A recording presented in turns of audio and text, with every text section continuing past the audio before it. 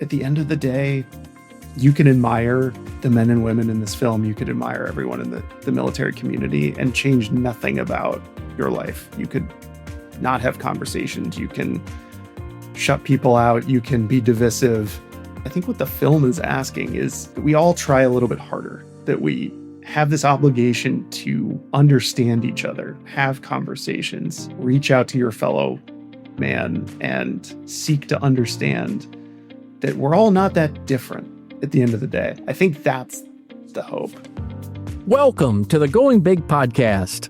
I'm your host, Kevin Gentry, and this is the place where we celebrate bold moves and big ideas. Each week, I sit down with inspiring leaders, entrepreneurs, and change makers who are making a significant impact in their careers and in their communities. Whether you're looking to level up your leadership, pursue your passion, or just get inspired to take your next big leap, this is where those stories come to life. Now, if you're listening on iTunes, YouTube, or anywhere else you tune into podcasts, be sure to hit that subscribe button so you'll never miss an episode. Now, let's dive in to what it means to truly go big. Well, welcome back to another episode of the Going Big podcast. I'm your host, Kevin Gentry.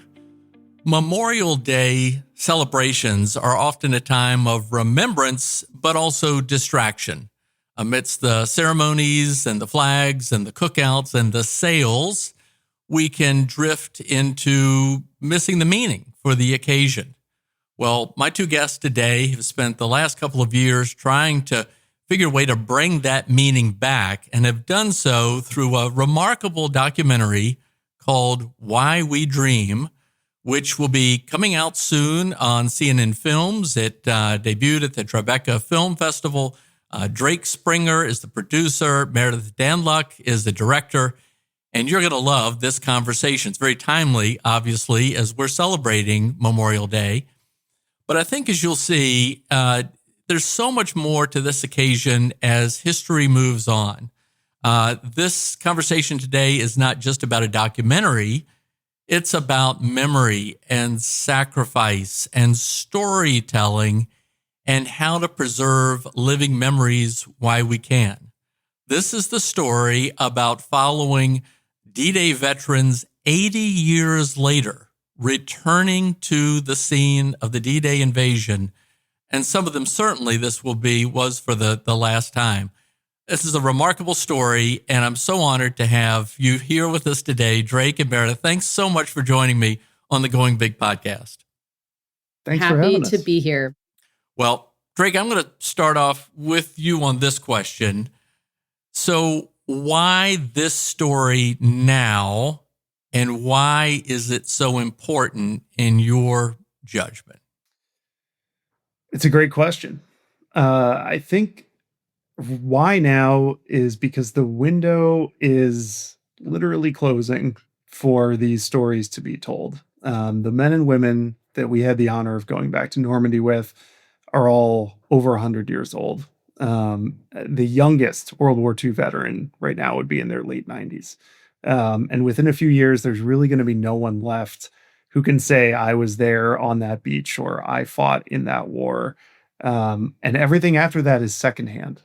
Right. And I think we made this film at this moment because we realized that we had an opportunity to help preserve this legacy of story that these men and women had, some of which they'd never shared before. I think that was one of the really poignant things that we saw when we started having these conversations is sometimes they would say things that their family had never heard them say before because they felt like they could open up to Meredith, and because they felt like this was a time where they were finally able to share some of what they went through during this war. So it's not just about their age. You know, I think we found an opportunity with Delta doing these Normandy legacy flights to bring veterans back to Normandy in partnership with the Best Defense Foundation. We had this opportunity in front of us. We saw that the 80th anniversary of D-Day was approaching. And it was one of those timely decisions where we said, this feels like the moment to kind of bet big and say that this is really the story that needs to be told. We don't want that whole layer of lived American memory to just disappear. And I think we had this responsibility to do something about it. And that's really what led us down this path. Well, we got a lot to cover in this conversation because you've got all that you're doing with respect to Delta and obviously the power of storytelling. This is so much about telling stories of our history, but obviously this is not just another documentary. Meredith, if I could ask you, what was at stake if these stories, these memories were not captured? Because again, you have fleeting time to do this while these veterans of the greatest generation were still alive. What would have been lost if you hadn't done this? Well, I think that Drake really just encapsulated that. It's we kind of were coming in at the 11th hour to get a firsthand telling of not just their experiences during the war, but really their experiences after the war, the lives that they lived, and what perspective they have earned over this time. And going into this project, really thinking about what stories we were going to talk about and share to tell stories about the 20th century history of America and how these people had a very unique perspective coming from the Depression through the rise of fascism and the war to coming back to one of the most prosperous times in American history, living until now. And so what is the perspective there, and what do they have to share now that they're into their, the youngest one was 99, the oldest 104, these are stories, not just stories, but perspectives that were really, really important to take away and preserve in the most subjective, truthful way that we could. So the greatest generation, the World War II veterans, as you say, they were those that 99 and 104. We love the greatest generation. We love this memory, but it does seem like a bit of a theory, certainly given now the passage of time. Was that an intention of what you were trying to do, was to sort of close that gap with the American public, to bring it to life through the eyes and ears and voices of these veterans? I think that, like you said, there's this idea of the greatest generation in the abstract, in the symbol. And when you really take a closer look, these are individual lives. And they all had a very, very important contribution, even, like however big or however small, what they did when they came back to build America and bring home this sense of pride and accomplishment, community, service, humanity, value. Those ideas can be in the abstract, but when you break it down into the individual perspective and the individual stories, that was really important for us to create something that was really emotional. And I think that the art of cinema can help put that into an emotional place rather than in the abstract. Okay, so before we even dig into all those aspects of the filmmaking, did you all have this deeper intention, this goal? I mean, when we get to see it, what do you hope will happen as a result? It's a loaded question. I hope a lot of things happen as a result. I think that the biggest thing that I really want to see is I would love to see this bring conversation to the forefront. I would love to see somebody in maybe a veteran's family who is, whether it's a grandkid or a child of that veteran, have a conversation with their family member and say, what did this mean to you? What did you experience over there? Are there, where do you feel like how far we've come as a society? Where do you feel like there's opportunities for us to look back at history and maybe make different decisions, or what can we do going forward? I think it's a dialogue starter at the end of the day. That's the biggest hope that I think I have. And I won't put words in Meredith's mouth, but this is something that we've talked about on all of the shoots that we went on for this film. Was we found ourselves having these conversations with our family. You know, my dad is an Air Force veteran. My grandfather was in the Navy during World War II. And unfortunately, he passed away, and I didn't have a chance to really talk to him about some of these things. And it kind of stirred the pot with all of us who were making the film and having these conversations of like, wow, this is a really rich way to learn more about your heritage, your family, the America that came before you. And I think that's the biggest hope that I have for this, is driving the conversation. You know, as I was getting ready for this, I was thinking back, my dad was just shy of serving. He was trained and was ready for service, and then the war was over. But we never recorded a conversation with him, but he did write about the training experience and what it was like, you know, with all these young men, and just so many aspects of it. And now I'm just kicking myself we didn't dig into it more. So great for you. All right, so Drake, you and I have known each other for a good long time. We used to work together. I was so happy that we could be reconnected when I saw that you were doing this. Why is storytelling so important? I mean, we know it's important, right? But tell us why you think it's so important, because to me, that's your passion. That's what drives you in this. Yeah, I think it is a big part of what I believe in. And Meredith and I have that in common. I think the power of story has the ability to change the way we see things. It has the ability to shape conversations. It has the ability to potentially change hearts and minds. And I think that is so much more powerful than just using facts. I think at the core of our DNA as humans, I think we're storytellers. I think we used to sit around fires and tell stories. I think we used to, you know, people just thrive when you hear about experiences and you hear about a perspective.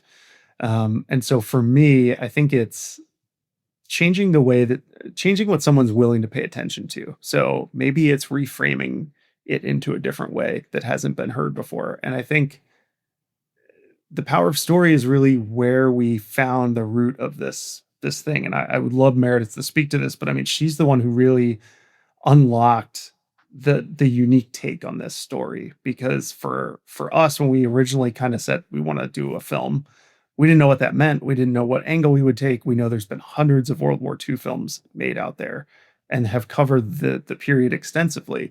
What we didn't want to do was remake one of those. We wanted to find a new story that hadn't been told yet, which is incredibly hard to do when this happened a long time ago and there's been a lot of coverage about it.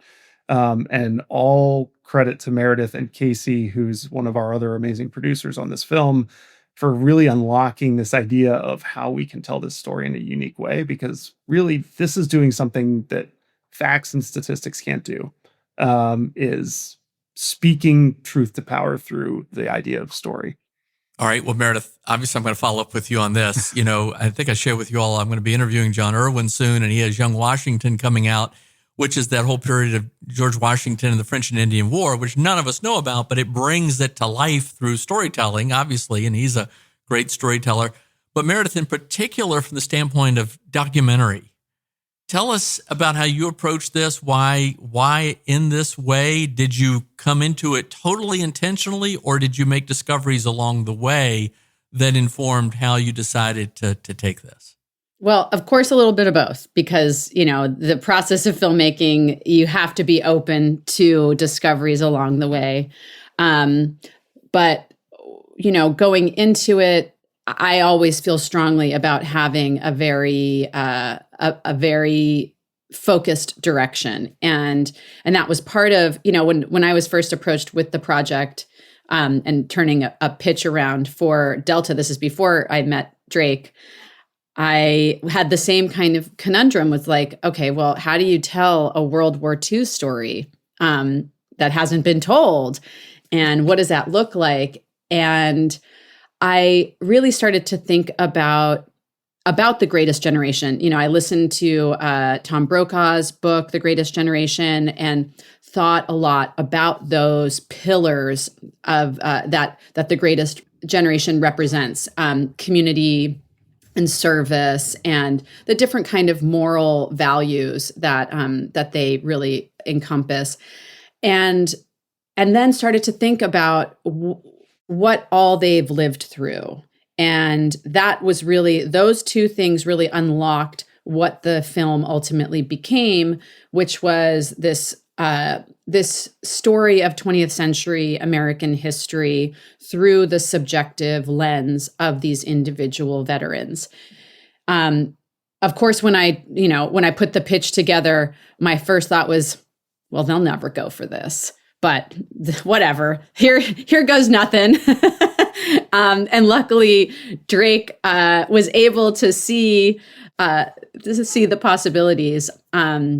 But yes, that was really the intention, was to create something that that was different, and that had that ability to go between the overview and the subjective and the emotional and the academic, and to be able to weave that together. That was really the goal from the beginning. Well, I can't wait. Band of Brothers, as I think it's Hacksaw Ridge. It has these interviews after the dramatic elements, had them with the veterans. But what y'all are doing, it's just so different. I can't wait to get into this. But before we do that, all right, Meredith talked about you, Drake, with respect to Delta. Tell us a little bit about your vision for this storytelling thing that you're doing at Delta. When, of course, my first reaction was, okay, you're doing those funny safety videos. Delta has that nailed in that brand spot in terms of how it does. But this is something much bigger. You believe in storytelling. What are you trying to do at Delta? And then we get even further into why we dream. It's a great question, because I think we've been on a journey as a brand to figure out where we can really make a major impact. Obviously, we've gotten very good at flying the plane. We have that part down pat. And as a brand, I think you can either talk about yourself, or you can talk about something that can contribute to culture and talk about people or things that inspire you. And I think that was an area that we maybe hadn't explored in depth as much in years past, which is completely understandable. But that was part of what my job was when I came in, and they said, how can we really elevate the way that we showcase things? Besides the fact that people are, I hate the word captive, but captive when you're on a plane for however long, how can we create content that can inspire them, that can transform how they think about something, that can inspire them to go travel or to reconnect with different cultures? And that's the lens through which we look at a lot of different things on my team at Delta. So yes, we make the safety video, which is a lot of fun. We have a lot of fun ways to make sure that people pay attention to the important parts of flying and what we need to say. But really, our bet is that we have the ability as a brand to make content that earns its place on its merits. That we can, not just because an airline paid for it or because there's marketing behind it, but because we can actually create something that resonates in culture. And I think we saw that opportunity with the legacy flights. So credit to a woman named Virginie Durr, who is a member of our global sales team at Delta. She's a French native. She was born and raised in Normandy, but she works for Delta.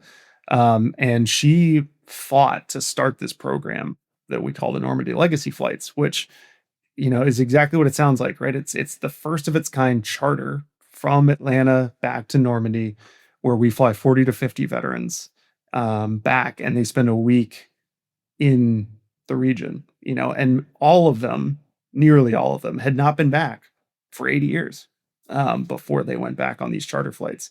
So we saw this opportunity sitting literally inside our plane, but inside those of the greatest generation, to be able to say, hey, what's this going to be like when you set foot on that beach again? And you haven't been there since you were 19. And so it stopped becoming just creating content for content's sake. And it kind of became this brand storytelling obligation where we had almost the obligation to say, we're the ones flying you back, and we're the ones who should help tell this story because we're sitting alongside history. And that's something that not a lot of people always get the opportunity to do. And we didn't want to squander that. Yeah. Well, fascinating, because obviously you have the platform of the passengers who can watch the content. And there is something about when you're flying, watching, or particularly an inspiring movie, it's just different. I was like, whenever Top Gun Maverick came out, I just happened to walk through the aisles of some plane. You have tons of options, but 3/4 of the people were watching that movie at that time. And it was fascinating. But then, of course, you're taking this to the broader public in many other different ways, which obviously I want to get into as well. But for this particular idea to document these flight or a flight back to the time of the 80th commemoration of D-Day, how did this idea spark? Was there a particular conversation or a moment? Was it Virginia? What was it? I think it's a combination of all those things. And then something that Betty, who's kind of the narrator in our film, said at one point, and she said it in a conversation with Meredith, where she said, I really wonder what everyone that I served with, what happened to them after the war. And Betty had been flying back to Normandy since the original charter flight on Delta. And so our teams had gotten to know her a little bit and know some of the other veterans that are featured in this film. And to hear that statement, to hear words like that, I think is really what made us realize there's something so much deeper here to explore. And while we had big ambitions I'll be the first to admit, I'd never made a feature film before. Meredith is the pro at this. And I said, this is something that Delta's never done as a brand. I've never done this individually. But let's go out and let's make a feature film. Why not? How hard can it be? Turns out it's pretty hard. But it's when you have the right people and you have the right subject matter, I think that becomes infinitely easier, which we had in this case. And I think at the end of the day, we didn't imagine, at least I didn't imagine, that it would be as big as it probably is ending up being. I thought we would make a film, we'd be able to show it to our internal audiences. I think we'd be able to put it on our in-flight entertainment system and everybody who flew Delta would be able to watch it.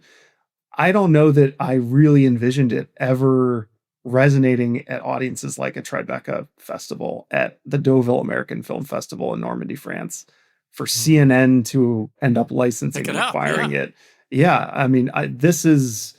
And it's all credit to the work and the vision that Meredith put in, and our veterans who just opened up to us in a way that I don't think anybody had ever gotten them to do before. Meredith, does that feel right to you? I don't know where it started, honestly.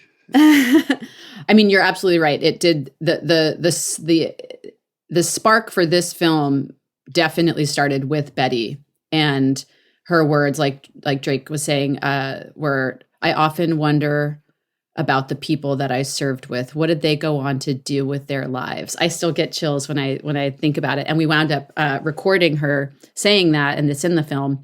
But that was really the spark that unraveled everything else into, what did they go on to build with their lives? How did the war forge the individuals that they became, and what did that mean as they carried forward into their lives? In terms of did we think it was going to be as the film it turned into? I think at some point during the edit, we did. At some point during the edit, I saw what we had, and I thought, this is a big movie. This is not the original intention of, a kind of branded in-flight documentary. This feels like something that needs to be in the world in a big, broad way. And that at some point it just had its own DNA and it knew what it wanted to be. And at every step along the way, it garnered more momentum. Mm-hmm. Well, let me tease that out a little bit, Meredith. So, when did it go from crazy, ambitious idea to we've got to get this thing out? This is big. This is important. I think, at some point during the edit, this is before Drake had seen a cut. That's when I had that feeling like, this is real. This is a movie. We need to make that first impression as buttoned up as possible. And so, I was working with 2 editors, waking up at 5 a.m. to work with the East Coast editor, then shifting gears to my West Coast editor, and just trying to get what they called like the director's cut, that first cut that, a producer or a studio sees, getting that in as good a shape as possible, because I just really wanted to have Drake feel the same way. And so I teed that up. We got it out the door on time. And I got a phone call from Drake. And do you remember that? I'm kind of getting emotional, which is, I know. Yeah, keep going. No, I remember. Yeah. To sum it up, he had a very intense emotional experience with the film, and he was on the same page. He said, I think we have something really important here. And that was, I think, when we both aligned and knew that we needed to make this, shift gears a little bit and make this as big of a film as we could possibly make it. Well, you see, this is why I wanted to have you on the Going Big podcast. The more I dug into this story, it's like, you cast a big, bold vision. It was a dream, and then it just went. This is the whole theme and objective. All right, well, what was at risk, or what were the risks? Was it financial? Was it institutional? Was it what were some of the things that you had to do to get it over the finish line? That's a Drake question. Because I understand it wasn't easy. It wasn't like, okay, we got a good film. Let's go. It was we had to fight for this thing. We really did. It sounds like an obvious thing. Why was it a question? It's different. It's unique, right? I think we'd never, again, a brand, our brand at least, Delta, had never done anything like this before. And there is inherent, we're risk adverse. Our safety is our number one thing. That translates to even things like making a video. And I think that's not a bad thing. But when you pioneer something, maybe unknowingly, there's just a little bit of risk involved. There's risk in understanding what the money is being spent towards. What's the return going to be? We want to understand how our customers are going to react to it. What does our C-suite think about it? Is this the best representation of the brand? The answer is yes, of course, to those things. But you have this hesitancy when you're doing something for the first time. I think at the end of the day, one of the biggest risks was that we made this film too much about us. And this became a film about how Delta is taking veterans back to Normandy, that Delta is supporting this moment in their life, that we started the charter flight, that we did this. And from the beginning, I was wildly opposed to taking that viewpoint. And I said that this cannot be something that we beat our chest over. This is not a story about Delta. This is not a story about this program. This is an opportunity for us to put these veterans on a pedestal and say, share your experience with us and with everyone. And the biggest failing, I think, for this film would have been for us to allow it to not be about them and to become about the brand. And we faced challenges like that. I think in the review stage towards the end, those inevitable questions started popping up of, I'm not seeing a lot of Delta in this film. We see the plane, but should we have someone on the executive team be interviewed to put their interview in part of the film? And that's hard when you're standing up there talking to senior VPs and chief marketing officers that you respect and saying respectfully, no, it should not. Particularly when you work for Delta.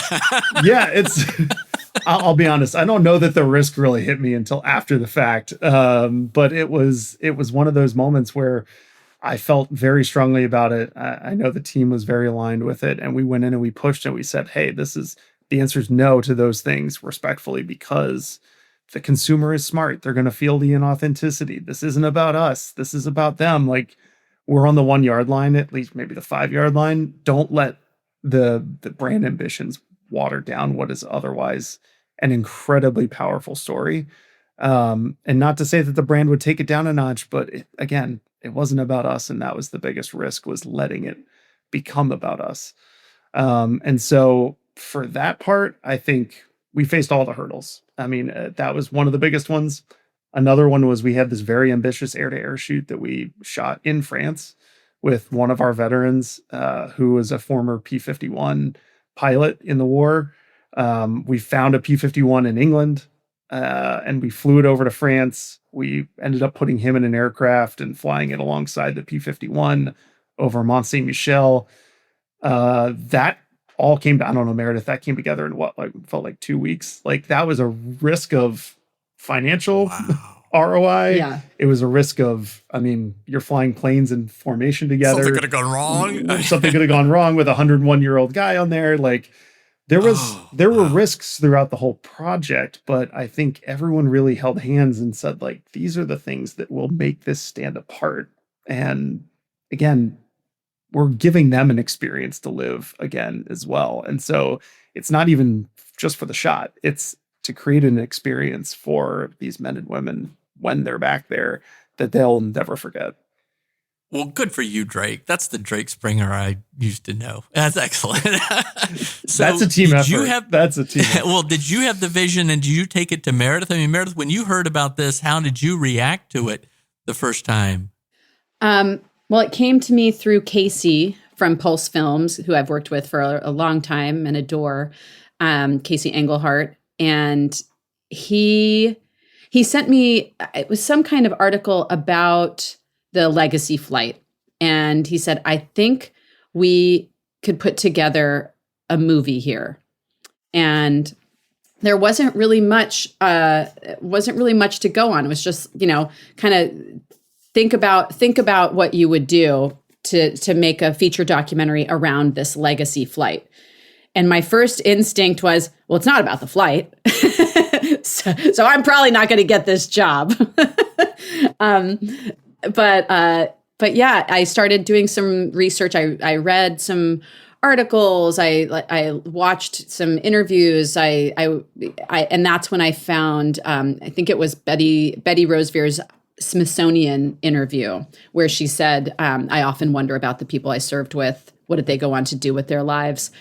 And that was the spark. It wasn't really until then that I had a window on what the angle would be. But once I heard that, that's when it started to unfold, that it was this this bigger story about who we are as a country.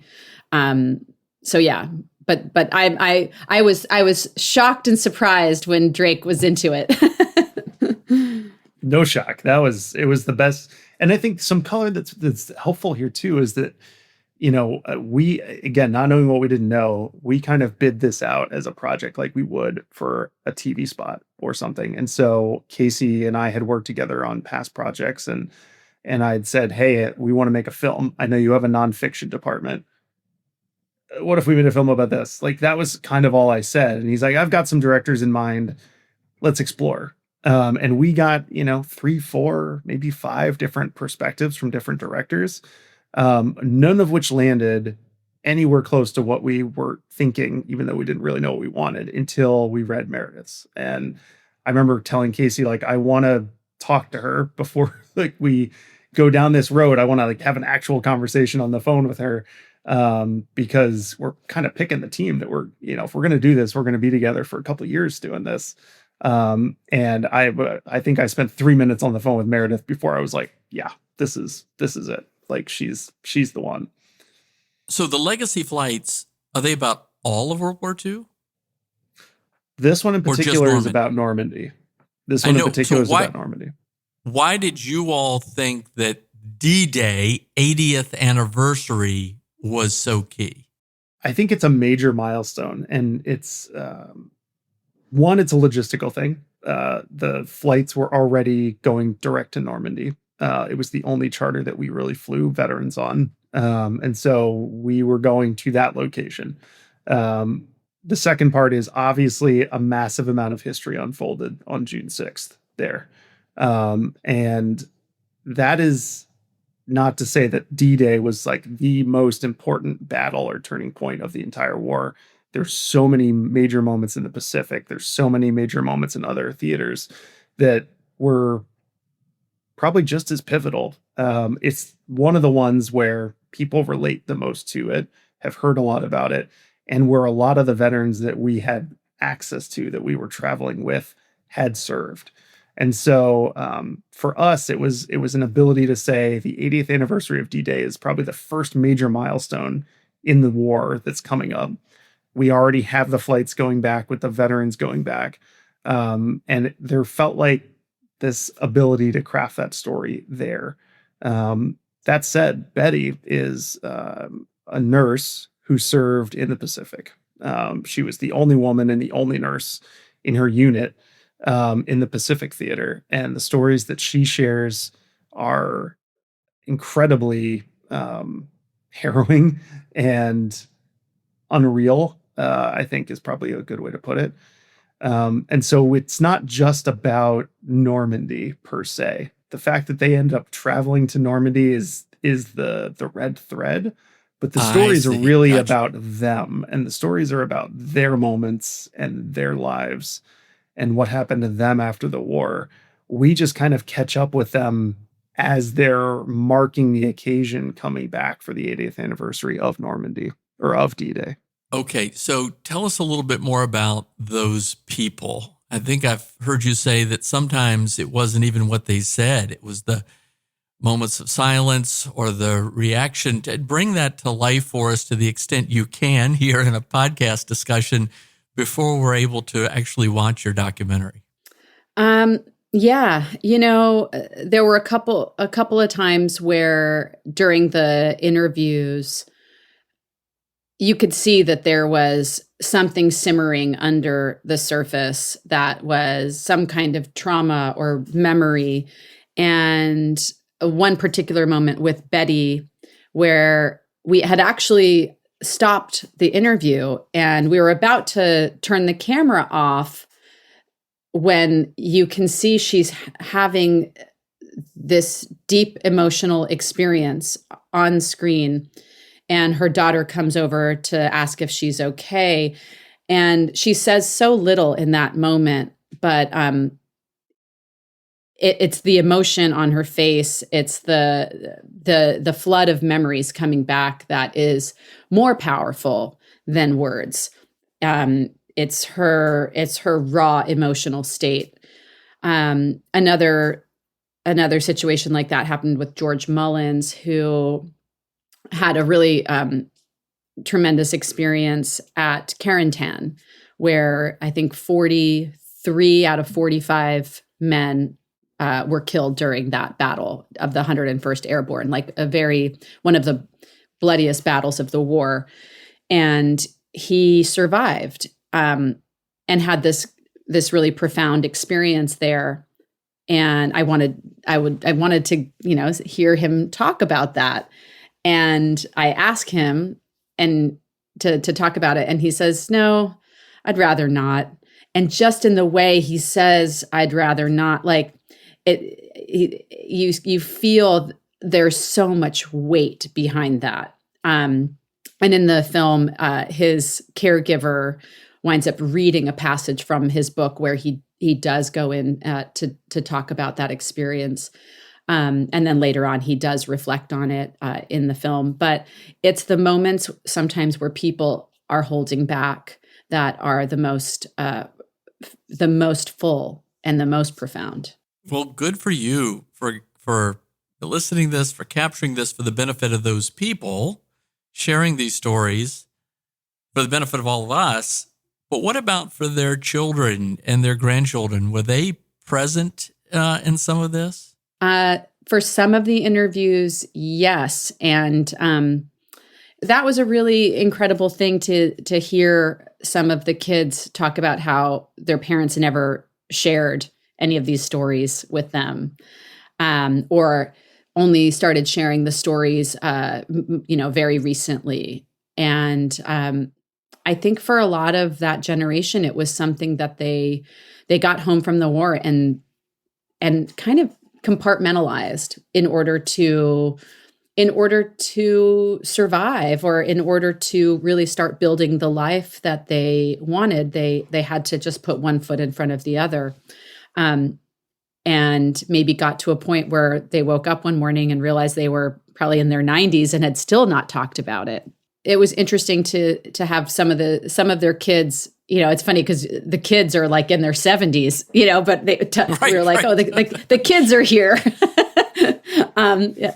But yeah, it was interesting to have some of the kids around, just either listening in the other room, or it was. I think they were quite moved by the experience as well. What about the people of Normandy? Do you talk with them?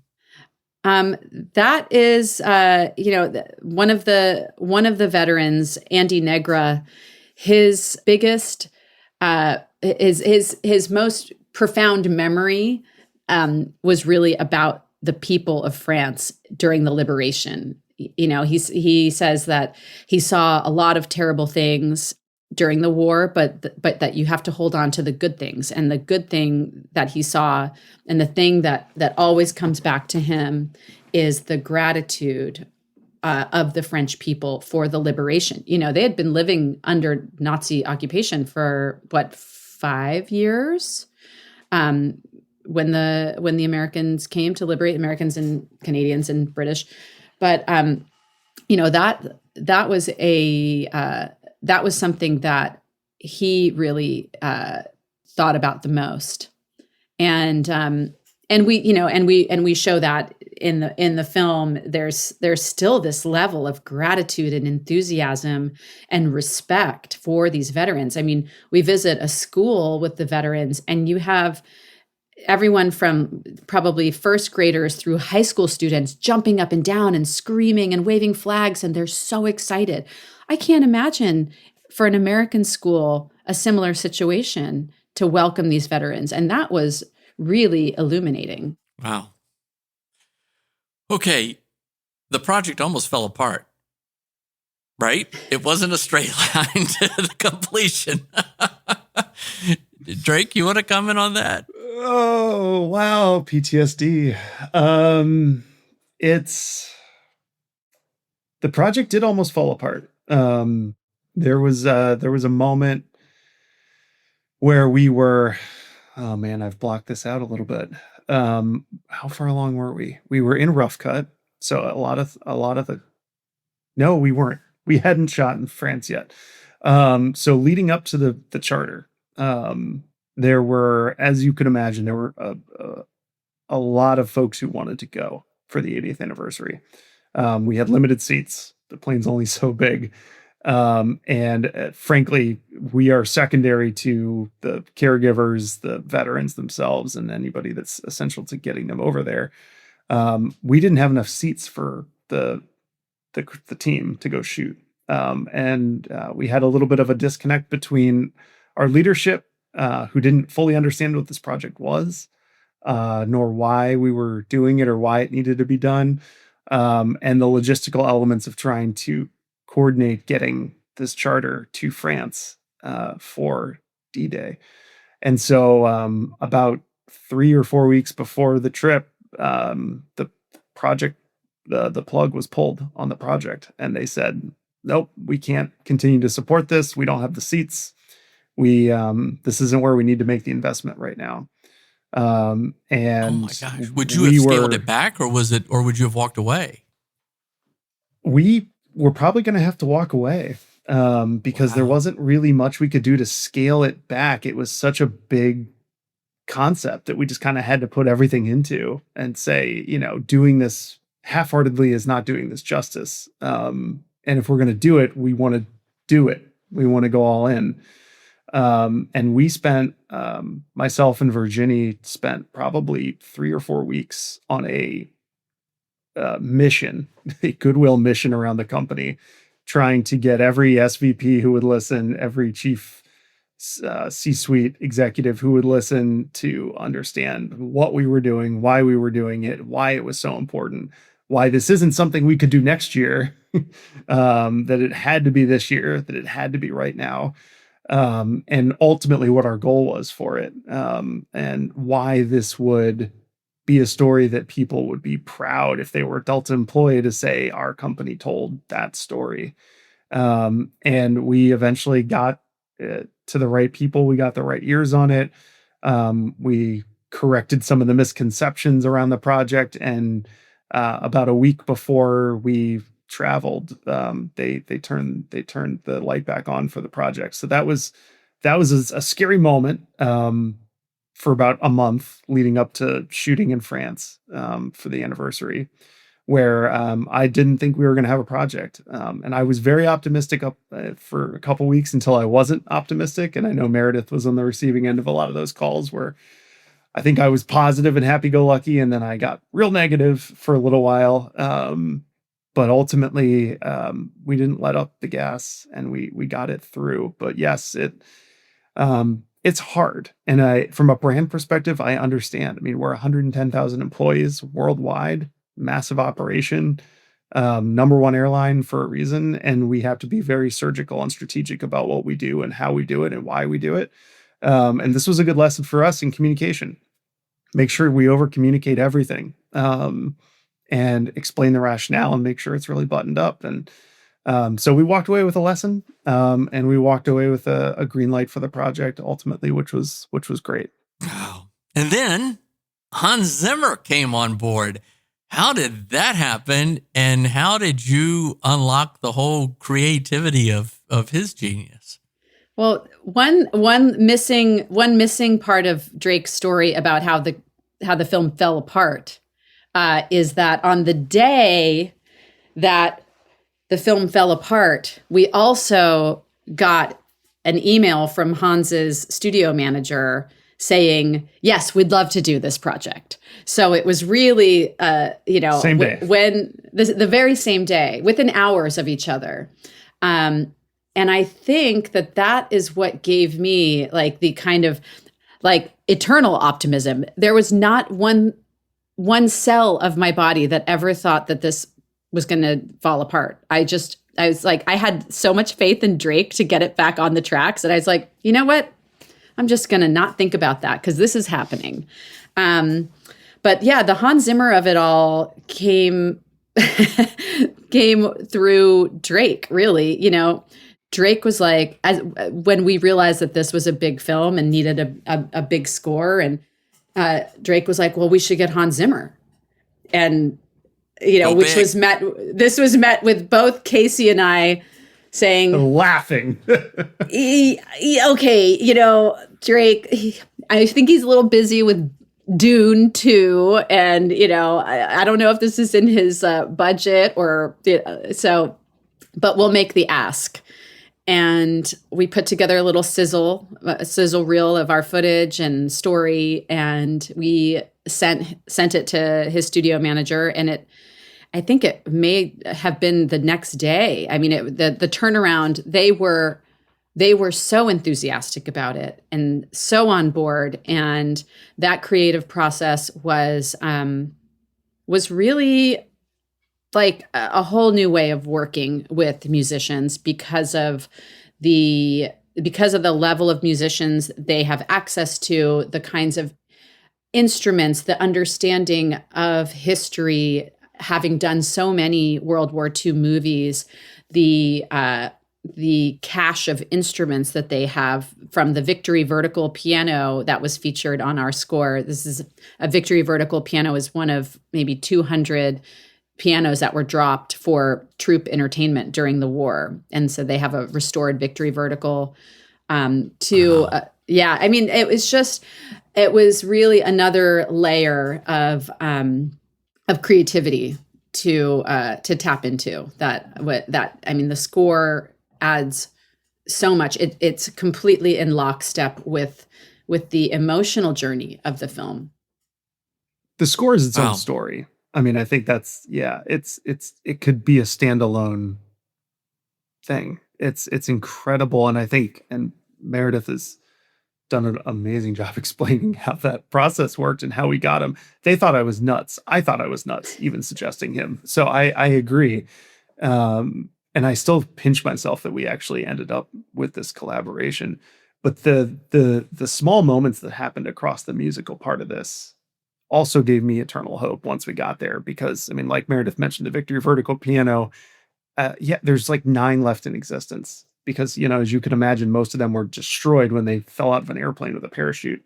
And they have one of the 9, and it's been completely restored, and they sampled it for use in this track. And we ended up orchestrating the score in Vienna, Austria at the Synchron stage, which was it was built during the war for the express purpose of Joseph Goebbels creating Nazi propaganda movies. And after the war, they basically completely changed its purpose to become a live music recording studio. And so there's so many moments like that with the music that just felt right, that it felt like it tied into the subject. It felt like it spoke volumes without actually speaking volumes, that we thought, yeah, we just can't go wrong with this because it feels like the stars are aligning across so many different parts. I want to talk about, and I think a very important point, and it certainly ties into Memorial Day, and that is the whole concept of sacrifice. I think one thing that we know about The Greatest Generation is that this sense of they were doing things because it was greater than themselves. There was that sense of duty and obligation. You just see just this extraordinary manifestation of wonderful character and integrity, and you're just in awe. Tell us about, I mean, how important is that in what you uncovered through the conversations that you had or the observations that you made? I think that's a through line for every single veteran in this film and the ones that are not featured in this film. It was a time where there was a sense of being part of something bigger than themselves. And I think that is really manifested most eloquently by Betty Rosevere's story, who she had lost her husband. He was a fighter pilot, and he was shot down over Denmark. And her first instinct was to enlist as a nurse. It wasn't to disappear into her grief. It was to contribute and be involved, because when you are participating in something for the greater good, it allows you to transcend those feelings of personal trauma and grief. And I think that is something that was really evident for all the people that we spoke to. Adding on to what Meredith said, I think they don't think they did anything remarkable. And I think that's what makes it's so remarkable that they did what they did. There's no performance of heroism. There's no, doing it for the likes. They thought there was a job that had to be done, and they believed in what they needed to do, and they did it, and they came home and they went on with their life. And I think in some ways that's the opposite of what we have now. And it's the quiet part that is rarely seen. And I think that's what really gets me, is like you talk about sacrifice. The sacrifice is doing the hard thing and not saying anything about it, and doing that, and doing it because it's the right thing to do, and because you feel a duty and an obligation to do it. And that's just really, really remarkable. Is that really what you hope to come out of this? Yeah, I think at the end of the day, you can admire the men and women in this film. You could admire everyone in the military community and change nothing about your life. You could not have conversations. You can shut people out. You can be divisive. I think what we're asking, or not even we, but I think what the film is asking, is that we all try a little bit harder, that we have this obligation to understand each other, to have conversations, to reach out to your fellow man and seek to understand that we're all not that different at the end of the day. I think that's the hope here. I think people sacrificed for it. They made the ultimate sacrifice for it. And I think that's what Memorial Day is really about. Yes, we do barbecues. Yes, we do all these other celebrations. It's the start of summer, but at the end of the day, we're marking this moment where people in all the wars have stood up and have stood the line, so that we can have the opportunities to connect with each other and to still live in the society we live in, and have the freedoms we have. And I think we take that for granted sometimes. And this is a great opportunity to remember what they did and why they did it, and to change something about how we act in the meantime.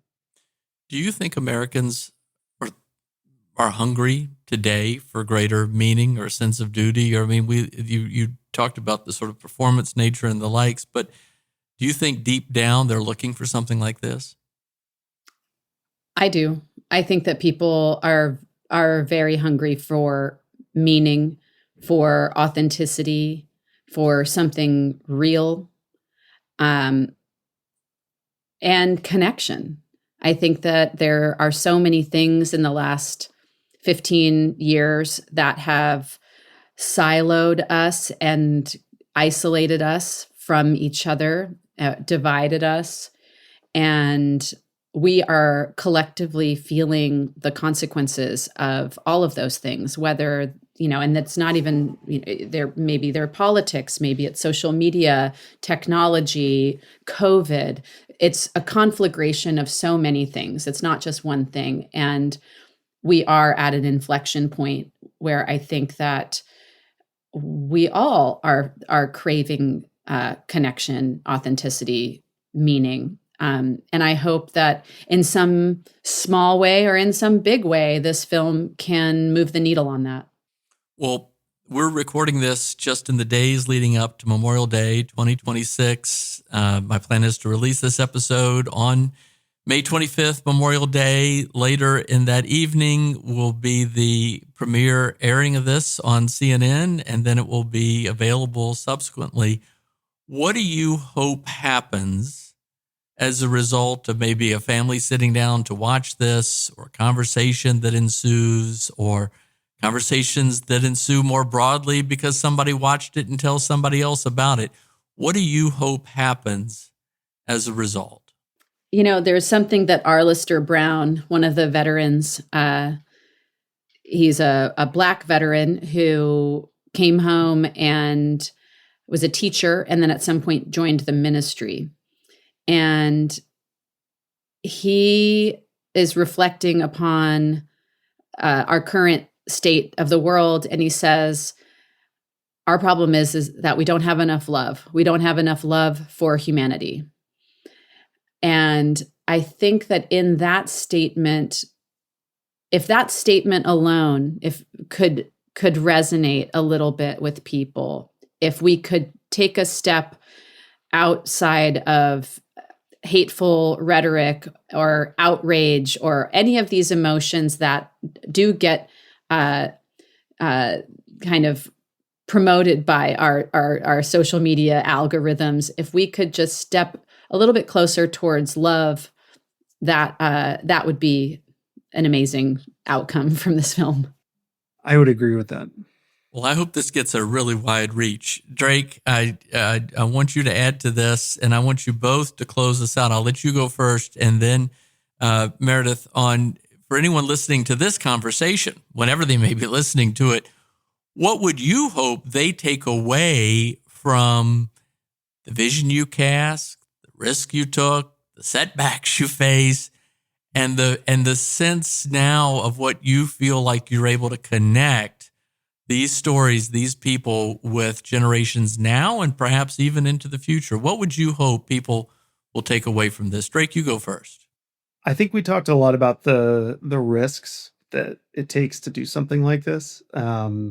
But I would say that the idea of going big, taking risks, they don't usually look big from the inside when you're in it. This one was a film that almost didn't happen. That was made on a tight deadline, on a tight budget, and had the added pressure of being able to tell stories about men and women who we never knew how much time they had left. And that was really what drove us, was this idea of, we're not going to let this thing not happen for them. Like, I think that is really what let us go. We just got stubborn. Like, at the end of the day, the stubborn refusal to not let it go by the wayside is what got us there. And say, stop looking for what the big risk is. Find the thing that you're passionate about that won't exist if you don't do it. And I think that is what drove me for this. And I think that is what kind of changes the idea of, finding purpose in something, right? No one is going to do it for you. And you can talk yourself, you can have a 1,000 reasons why you shouldn't do something. Find the reason why it wouldn't happen without you, and go do it, and find the right team that can make it happen with you. Meredith, you get the closing word. Oh, whoa. Well, I love everything that Drake just said. To kind of piggyback on that, for me, this project was really about something that the world needed. And that was very different from other projects I have worked on. And this felt very important. And to see anything through the lens of, what does the world need? How is this important? How am I going to contribute to humanity, to society, in a positive way? And that's, the deeper that we got on this film, the more clarity I got on that. And that's something that I think I'm going to take forward in all the work that I do. Well, I hope this turns out to be a big encouragement to a lot of others, including those listening to this conversation. Meredith Danluck, Drake Springer, thank you for this significant contribution to today and to the future. And thank you for going big. And it's been great to have you here on the podcast today. Thank you so much, Kevin. Yeah, thank you, Kevin. Thanks for having us. All right, can't wait to watch. Thanks for tuning in to the Going Big podcast. I hope today's conversation left you feeling energized and ready to tackle your biggest goals. Don't forget to subscribe and leave us a review on iTunes, YouTube, or wherever you listen to podcasts. It really helps spread the word, and it gets these inspiring stories out to more people. You can also find more content, resources, and updates at our website, goingbigpodcast.com. Remember, the only limits are the ones you don't challenge, the limits that you impose on yourself. Keep pushing, keep growing, and above all, keep going big. See you next time on the Going Big podcast.